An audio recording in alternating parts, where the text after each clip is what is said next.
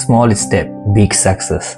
আজকে আমি পাথর শহরে ছোট্ট ছেলের গল্প বলবো।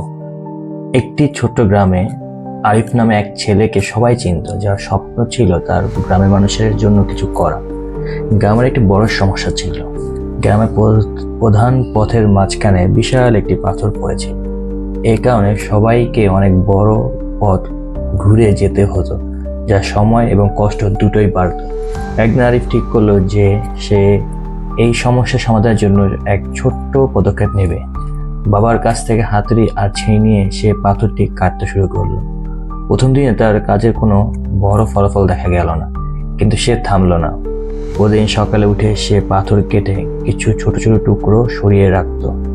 গ্রামের মানুষ তাকে দেখে হাসতো এবং বলতো, একটা ছেলে এই পাহাড় সমান পাথর কিভাবে সরাবে? কিন্তু আরিফ তাদের কথায় কান্না দিয়ে কাজ চালিয়ে গেল। দিন গড়িয়ে সপ্তাহ হলো এবং সপ্তাহ থেকে মাস।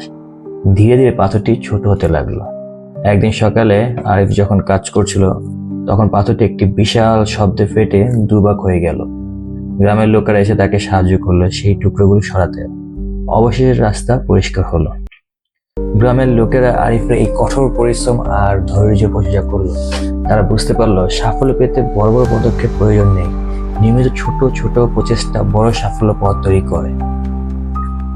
সো এই গল্প থেকে মোরাল অফ স্টোরি আমরা কি শিখলাম? বড় সাফল্য অনেক সময় ছোট ছোট নিয়মিত প্রচেষ্টার ফল। আরিফের মতো আপনিও প্রতিদিন একটু একটু করে কাজ করুন। একদিন আপনি অসম্ভবকে সম্ভব করে দেখাবেন। Thank you to everyone.